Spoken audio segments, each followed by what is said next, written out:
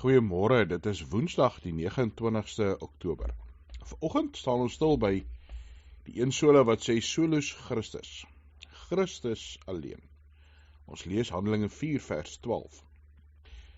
Daar is ook deur niemand anders verlossing nie. Daar is geen ander naam onder die hemel aan mense gegee waardeur ons verlos kan word nie. Die Bybel is baie duidelik dat ons verlossing kom deur Jesus Christus. Ja, deur sy kruisdood in ons plek, deur hy wat ons sonde skuld op hom geneem het, en dat dit ons in word, dat ons deur hom gered word deur te glo. Deur te glo nie net aan God nie, deur te glo nie net dat daar 'n genadige God is wat alles geskep het nie, maar deur te glo in Jesus Christus as ons verlosser. Deur te erken dat ons nie iets anders kan as om in Christus te glo nie.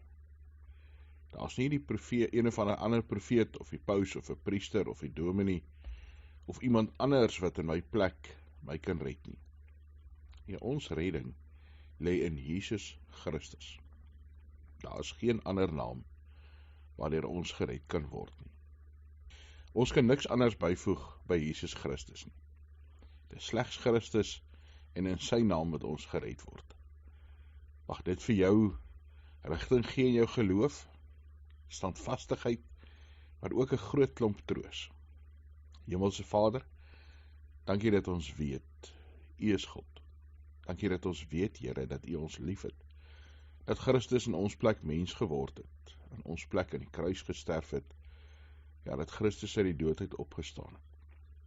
Here, mag hierdie naam van Christus altyd die een wees wat ons op ons lippe neem, om te bely, by wie ons krag en ons hoop, ja Here, ons redding kom soek. Ons bid, Here, dat ons vir die wêreld ook sal getuies wees van U liefde en grootheid, U goedheid, U genade. Mag ons nooit iemand anders of iets anders ook op vertrou vir ons redding nie.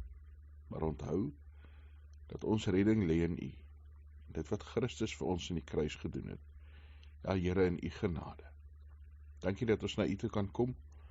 Here, nie net vir ons redding nie, maar ook vir dit wat ons elke dag beleef.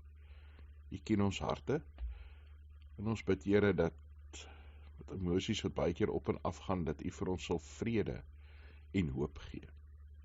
Waar die wêreld om ons baie keer kan laat moedeloos raak, en wonder oor die toekoms, en of alles die moeite werd is, geef ons deur U Gees ook hoop, en vandag, hoop en môre, 'n ander kyk op die wêreld. Dankie dat ons voor U kan staan met ons nood, ons siekte. Here, ons bid dat U sal genesing bring, dat U sal uitkoms gee, dat U vir mense sal voorsien. Mag ons oë oop wees vir U genade. Ons bid ook vir 'n wêreld wat met die mekaar is en vol oorloë en onrus. Here, bring vrede. Ons bid dit in Jesus Christus se naam.